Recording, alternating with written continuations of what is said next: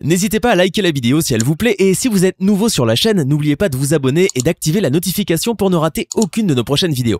On commence.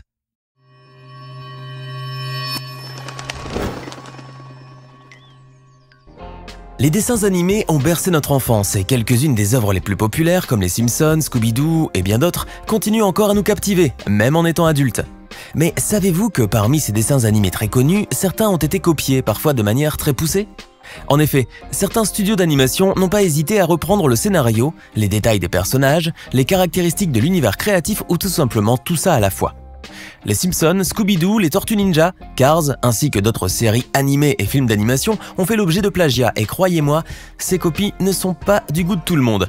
Cela vous dit de découvrir la version plagiée de ces dessins animés ? Installez-vous donc confortablement, car voici 10 dessins animés populaires qui ont été copiés. Si je vous dis un chien froussard, une équipe de jeunes adolescents et des fantômes en tout genre, à quoi pensez-vous ? Certains d'entre vous répondront sans hésitation Scooby-Doo, la série animée populaire qui a été créée en 1969 par les studios Hanna-Barbera. Mais peut-être que d'autres penseront plutôt à Gaspard et les fantômes. Cette série animée américano-australienne produite par les mêmes studios dans les années 70 reprend à peu près le scénario de la première. En effet, Gaspard et les fantômes racontent les aventures de 3 adolescents qui parcourent le monde à la recherche de phénomènes étranges et surnaturels accompagnés de leur chien Gaspard. À l'instar de Scooby-Doo, Gaspard est un chien froussard qui a peur des fantômes. Les seules différences notables entre les deux séries sont les suivantes.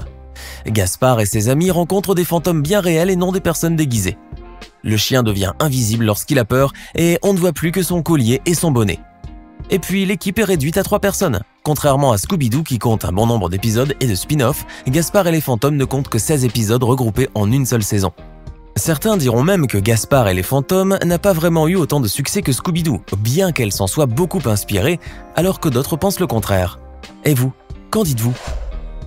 Connaissez-vous la série South Park ? Cette série animée américaine destinée principalement à un public adulte raconte les aventures de 4 écoliers à l'insulte facile qui vivent dans la ville fictive de South Park. Elle est basée sur des sujets réels et traite quelquefois des questions pour le moins sensibles. Bien qu'elle soit controversée à cause de son caractère satirique, la série a rencontré un grand succès depuis le début de sa diffusion en 1997. Elle a même remporté un grand nombre de récompenses, dont 5 Emmy Awards s'il vous plaît. Ce doit être alors la popularité de cette série, qui en est aujourd'hui à sa 23e saison, qui a certainement inspiré les Koweïtiens à reprendre certains des éléments clés de la série américaine pour créer Block 13. Cette série animée koweïtienne en 3 saisons pour 45 épisodes a été diffusée pendant le mois du Ramadan durant 3 années consécutives de 2000 à 2002. Bien que le succès de cette série d'animation a été de taille au Koweït, sa renommée s'est cependant limitée aux frontières du pays. En cause, sa grande ressemblance avec South Park. Car si vous est déjà arrivé de regarder ces 2 séries, vous aurez certainement remarqué qu'il existe de nombreuses similitudes entre les 2 programmes, aussi bien sur le plan graphique que sur le plan de l'intrigue. On y suit ainsi les aventures de 4 écoliers particulièrement inspirés de leurs homologues américains. La série, qui est doublée dans le dialecte local, traite de sujets liés à la culture et à la société koweïtienne, principalement d'une manière assez comique. Et puis, comme dans South Park, les dessins sont faits de manière simple, en 2 dimensions, avec les couleurs et les figures géométriques que l'on connaît. En gros, certains n'ont pas hésité à critiquer la série animée koweïtienne, qu'ils voient comme une copie effrontée de South Park, moins bien faite toutefois. Par ailleurs, certains défenseurs de Block 13 diront que celle-ci est plutôt une adaptation arabe de South Park, étant donné que la série américaine a été interdite de diffusion dans les pays du Moyen-Orient. Et contrairement à South Park, Block 13 est plutôt destiné aux enfants.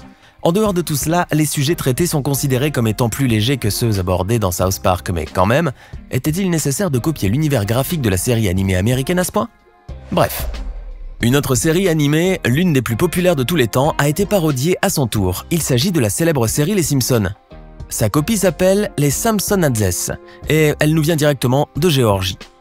Créée en 2009, la série figure comme l'un des programmes les plus populaires de la télévision géorgienne. À l'instar des Simpsons, les Samsonadzes sont des personnages de couleur jaune. Le père de famille, un banquier abruti et fainéant, et son épouse, une femme soigneusement coiffée, ont 2 enfants, un garçon habillé d'un pantalon en jean et d'un t-shirt rouge, ainsi qu'une fille vêtue d'une robe rose et un perroquet. Et comme dans les Simpsons, certains épisodes de la série géorgienne sont satiriques, notamment lorsqu'ils évoquent la politique. Pas la leur, mais celle de leurs voisins. On peut clairement remarquer que certaines idées dans les Simpsons ont été reprises dans les Samsonadzes, mais qu'elles ont été adaptées au contexte local qui reflète la réalité de la société géorgienne. Pour Shalva Ramishvili, le créateur et producteur de la série géorgienne, il existe également de nombreuses différences entre les 2 séries, et selon lui, les Samsonadzes ne peut pas être considéré comme un plagiat. Pour lui, il s'agit plutôt d'un pur hommage à la série américaine qui a 20 ans de plus que la sienne. Un hommage, soit, mais il suffit de regarder le générique d'intro du dessin animé géorgien pour remarquer que la ressemblance va bien au-delà du simple hommage. Le plagiat peut parfois avoir de lourdes répercussions, comme le prouve cette nouvelle inspiration d'origine douteuse. En effet, plagier le plus gros studio de films d'animation de la planète, à savoir Disney, n'est pas forcément la meilleure idée qui soit.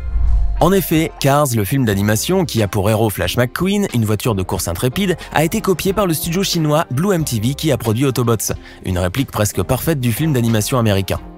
Tout ou presque a été calqué sur le film, y compris les personnages et même l'affiche. Manque d'innovation ? Peut-être bien que oui. Bien entendu, Disney n'a pas tardé à réagir et a poursuivi en justice le studio chinois qui l'a accusé de plagiat. Et bien sûr, Disney a fini par obtenir gain de cause. Le studio chinois a été condamné par un tribunal de Shanghai pour infraction aux droits détenus par Disney. Il a même été question d'un dédommagement d'un montant de 1,35 million de wons, soit 186 000 € à titre de dommages et intérêts et de frais de justice. Avant de continuer, voici maintenant la question du jour. À votre avis, quand a été inventé le tout premier dessin animé du monde ? Option A, 1892. Option B, 1902. Option C, 1912. Choisissez l'option qui vous semble correcte et nous verrons si vous avez bien répondu à la fin de cette vidéo. Certaines copies de dessins animés ne sont pas du goût de tous, alors que d'autres ont vraiment cartonné.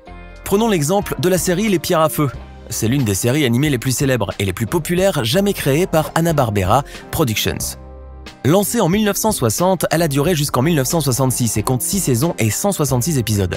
Mais saviez-vous que cette série animée très populaire est elle-même une parodie ? Eh oui, Les Pierres à Feu est très fortement inspirée d'une sitcom américaine, The Honeymooners, laquelle a été créée dans les années 50. En effet, peu de gens savent que les 4 personnages principaux de la série, à savoir Fred et Wilma Pierre à Feu, ainsi que Barney et Betty Laroche, sont des copies pures et dures des personnages de cette sitcom.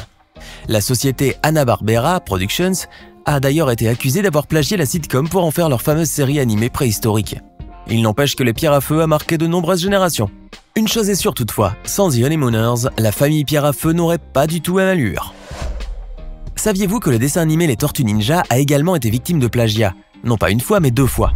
En effet, 2 séries animées, l'une japonaise et l'autre canado-coréano-allemande, reprennent la trame de la première.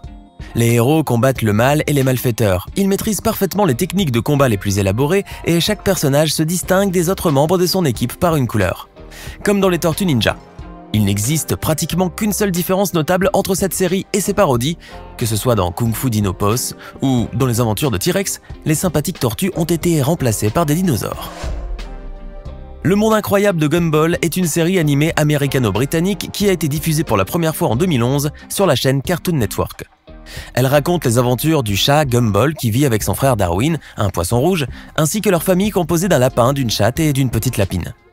Considérée comme une série assez populaire, Le Monde Incroyable de Gumball a inspiré les fans au point que certains n'ont pas hésité à créer eux-mêmes une version animée avec les moyens du bord. Mais ce n'est pas le plus important. Savez-vous que la série existe également en Chine mais qui n'a pourtant pas de lien direct avec la série originale ? Non, il ne s'agit pas d'une adaptation chinoise de la série, mais bel et bien d'une copie qui porte le nom de Miracle Star. On peut voir que dans cette série chinoise, de nombreuses scènes ont été reprises fidèlement. Bon, on vous laisse découvrir.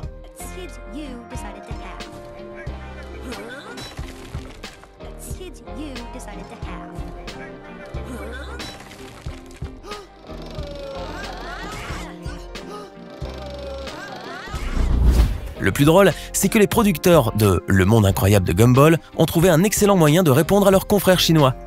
Plutôt que de porter plainte et de traîner en justice pour plagiat le studio chinois, ils ont préféré opter pour une approche beaucoup plus subtile. Dans l'épisode Les Imitateurs, qui est le 11e épisode de la 5e saison de la série, la famille de Gumball, les Watterson, rencontre leur double, une famille de chèvres. En effet, ces derniers les copient totalement sur tout ce qu'ils font. On y retrouve également une scène reproduite d'un épisode de la série chinoise, laquelle a elle-même reproduit le premier épisode de la série américano-britannique. Il faut suivre, je vous l'accorde. Ce 11e épisode de la saison 5 fait clairement référence à Miracle Star, qui a copié librement sur Le Monde Incroyable de Gumball. Une gentille riposte faite au studio chinois. Et nous terminons avec l'un des dessins animés les plus populaires du monde. Avez-vous déjà imaginé Bob l'éponge en version animée style Dragon Ball et autres One Piece ? Beaucoup d'entre vous vont sans doute penser qu'il s'agit là d'une déformation du sympathique personnage et de ses amis. Cependant, un Américain fan de la série n'a pas hésité à faire un essai avec le générique. Et quand le générique de Bob l'éponge est réalisé en version animée japonaise, ça donne ça. Alors, qu'en pensez-vous? Seriez-vous tenté quand même par une version manga de Bob l'éponge? C'était 8 plagiats éhontés de quelques-uns des dessins animés les plus populaires. D'après vous, ces copies valent-elles la peine d'être regardées? Laquelle pourrait quand même vous intéresser? N'hésitez pas à préciser dans les commentaires si vous connaissez d'autres séries animées qui ont été inspirées par d'autres, ou même tout simplement copiées. Et enfin, le premier dessin animé de l'histoire, Pauvre Pierrot, a été créé en 1892 par le français Émile Reynaud. Eh oui, les dessins animés datent de très longtemps.